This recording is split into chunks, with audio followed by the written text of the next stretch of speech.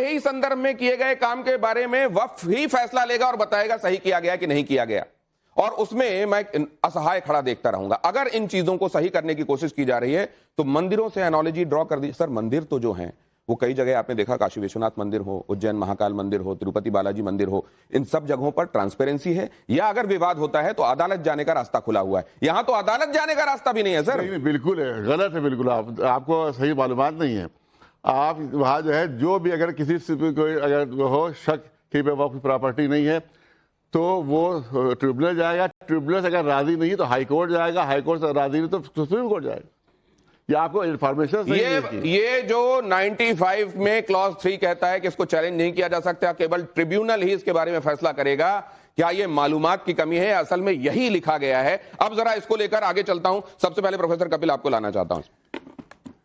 साहब 3-4 बातें उठती हैं। मेरा पहला सवाल तो आपसे यह है कि आपने सुप्रीम कोर्ट की बात की, आपने संविधान की बात की, और आपने ये कहा कि सुप्रीम कोर्ट तक ने निर्णय दे दिया कि वक्फ जिसको प्रॉपर्टी अपनी बता देता है वो वक्फ की हो गई, उसे कोई बदल नहीं सकता।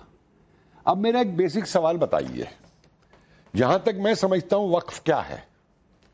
वक्फ वो है जो अगर कोई मुस्लिम दान देना चाहता है या किसी के वारिस नहीं है, मृत्यु हो जाती है, तो उसकी प्रॉपर्टी, उसका पैसा, वो सब जो है वो मुस्लिम कौम की उसके लिए खर्च किया जाए, वो लाया जाए, ठीक है। लेकिन वक्फ को ये कहना कि ये जमीन भी मेरी है, ये जमीन भी मेरी है, ये जमीन भी मेरी है, ऐसा दुनिया में कहीं पे कानून नहीं है जो कानून हिंदुस्तान में बनाया गया है। एक मिनट मुझे कंप्लीट करने दीजिए, ठीक है।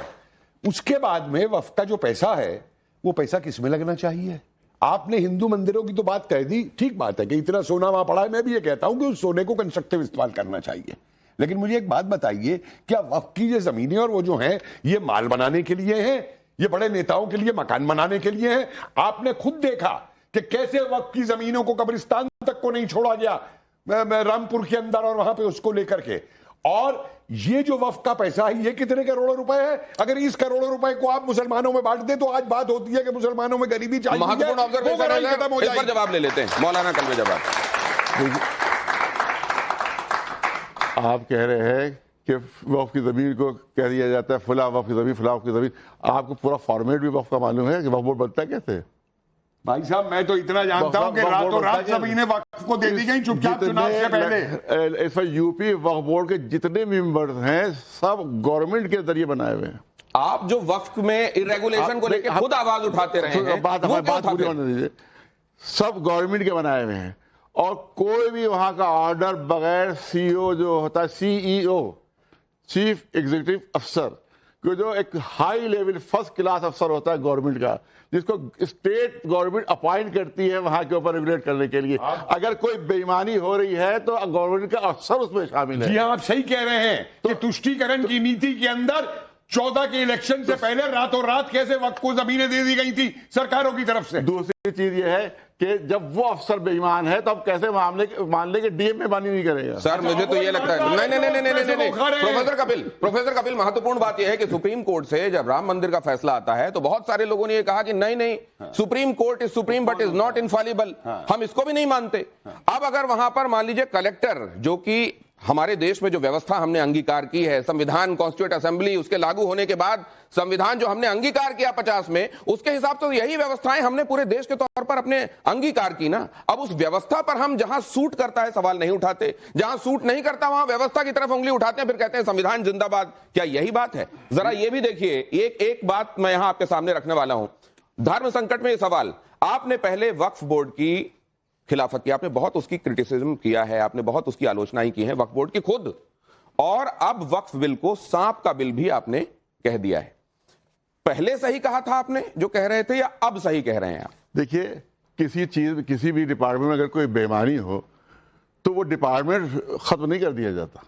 तो आप तो कलेक्टर के संदर्भ में यही कह रहे हैं सर, आप तो कलेक्टर के संदर्भ में यही कह रहे हैं कि कोई एक बेईमान हो तो कलेक्टर पूरे कलेक्टर की नियत पे सवाल कर। कितनी बेईमानी आप वो तो बोर्ड से लेकर पूरे अथॉरिटी डीएम को दे रहे हैं। हम ये कह रहे हैं कि आप किसी जगह का बेईमानी हो रही, जस्टिस कार्जोनी ने कहा कि कोर्ट में बड़ी बेईमानियां हो रही हैं, बगैर रिश्वत के कोई काम नहीं होता कोर्ट में, पूरी अदालतें खत्म कर दीजिए। आपने जब ये कहा था कि 1 इंच भी जमीन वक्फ की नहीं है, एक भी इंच जमीन, वो स्टेटमेंट में आपके सामने रख देता हूं। हमने ये कहा था, आपने सुना नहीं सही, हमने कहा था अगर मंदिर की 1 इंच जमीन भी साबित कर दी जाए कि वक्फ में शामिल की गई है तो अपने पूरा मूवमेंट हम वापस ले लें। अगर 1 इंच जमीन भी साबित कर दी जाए कि नाजायज तरीके पर मंदिर की जमीन ले ली गई, जबकि उल्टा है। मौलाना साहब, सैकड़ों मंदिर बने हुए हैं तो हमारी वक्फ की जमीन, सैकड़ों मंदिर हम दिखा देंगे आपको, चलिए हम आपको दिखाते हैं। जमीन हो कैसे गई आपकी? उस जमीन को आप ऊंट में लाद के लाए थे अरब से क्या, या घोड़ों में लाद के लाए थे अरब से? हिंदुस्तान की जमीनें थी सारी की सारी, जिन्हें कब्जा करके आपने हिंदुस्तान के ऊपर अपनी जमीनें बना दिया उनको। उससे पहले किसकी थी वो जमीनें, मुझे बताइए। वक्फ की कहां से हो गई वो जमीनें? कोई जवाब दे मुझे इस बात का। ये मुसलमानों ने अपनी जमीनों को अपनी दान जमीनें, दिया। अरे अपनी मुसलमानों की कहां से हो गई? मुसलमान तो आए थे 8वीं शताब्दी के बाद गए।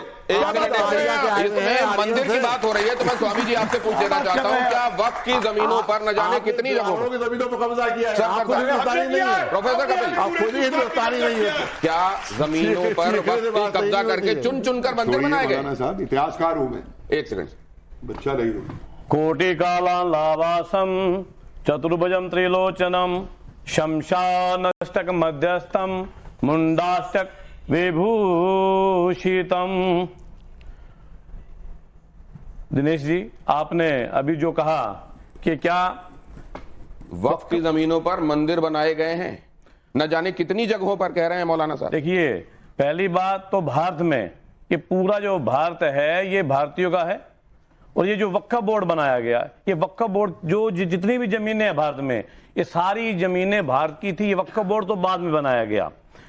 आप इतिहास देखिए, आप जो है वक्फ बोर्ड का और इन मस्जिदों का कितने वर्षों से हैं। हमारे जो सनातनी परंपरा रही, सनातनी पूर्वज रहे, वो कितने वर्षों से हैं।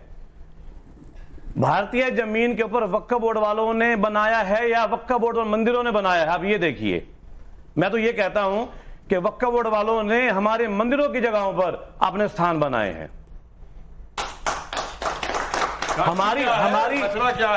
हमारी जमीनों पर कब्जा किया गया। वक्फ बोर्ड का मतलब ही क्या है कि कब्जा करना, जमीनों पर कब्जा करना। सर, हम तो ये भी सुन रहे हैं कि ईडन गार्डन जो है वो वक्फ की जमीन के तहत आता है, जो स्टेडियम है। हमने ये भी सुन लिया कि एंटीलिया जो अंबानी का घर है जहां पर, वो भी वक्फ के तहत आता है। पार्लियामेंट भी वक्फ के तहत आता है। तो राष्ट्रपति भवन से लेके, पार्लियामेंट से लेके, ईडन गार्डन से लेके एंटीलिया तक सब वक्फ की जमीनों पर है। सर देखिए, ये तो आपको रिकॉर्ड देखना होगा। आप देखिए रेवेन्यू रिकॉर्ड में क्या है। जवाब देने दीजिए, जवाब देने दीजिए, उसके बाद में आपको बताइए कौन सा रिकॉर्ड। प्रोफेसर कपिल, 1 सेकंड, बात सही नहीं होती है। वो कह रहे हैं रिकॉर्ड किसका देखें? रेवेन्यू रिकॉर्ड, आप अपना रिकॉर्ड